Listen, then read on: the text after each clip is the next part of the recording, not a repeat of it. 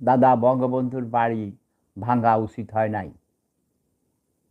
আপনার থেকে তীব্র প্রতিবাদ আশা করি। নাও আমি বলেছি ভেঙে ফেলেছে, অর্ধেক ভেঙে ফেলেছে যখন আমি বলেছি পুরাটা ভেঙে ফেলো।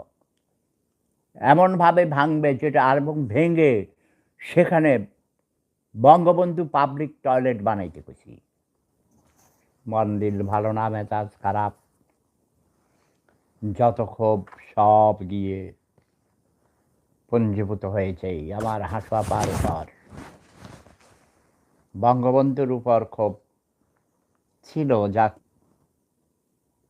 তার কথা যদি বাদও দেই, বুক আশায় বুক বেঁধেছিলাম, হাসুয়াপাকে প্রাইম মিনিস্টার বানিয়েছিলাম, কিন্তু তিনিও হতাশ করেছেন, নিরাশ করেছেন, রাজাকারদেরকে বেশি প্রমোট করেছেন, রাজাকার তৈরির কারখানা ফ্যাক্টরি বানাইছেন। তিনি কমই মাথা হতে গিয়েছেন, ভোট বাক্স, ভোট ব্যাংক, তাই না? এটা অনেক বেশি বাড়াবাড়ি, তাই না? আমাদের বঙ্গবন্ধু জাতির জনক বঙ্গবন্ধু শেখ মুজিবুর রহমানের ৩২ নাম্বার বাড়িতে বঙ্গবন্ধু পাবলিক টয়লেট বানাইতে এবং তার কবরে টুঙ্গিপাড়ায় গিয়ে কবরের উপর, সেই কবর ভেঙে কবরের উপর পাবলিক টয়লেট বানাবে। প্রাণ ভরে তোমরা হাগু করবা, প্রাণ ভরে হাগু করবা। তখন শেখ হাসিনা কবে যে বাহ, জয় বাংলা, জয় বাংলা, কথা বলছে নাই?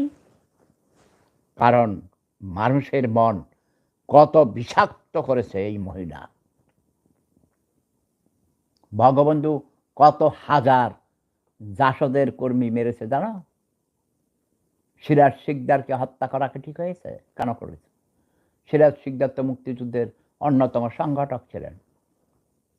সিরাজুল আলম খান দাদা বিনা চিকিৎসায় কত ধুকে ধুকে মরেছে। শেখ হাসিনা তাকে একবারও দেখতেও যায় নাই। মারা যাওয়ার পরে তার প্রতি কোনো শোক বাণী পর্যন্ত পাঠায় নাই। আমার বাড়িতে মুক্তিযুদ্ধের ঘাঁটি ছিল। মেজর রফিক নামে এক কুত্তার বাচ্চারা 5 বার এমপি বানাইছে।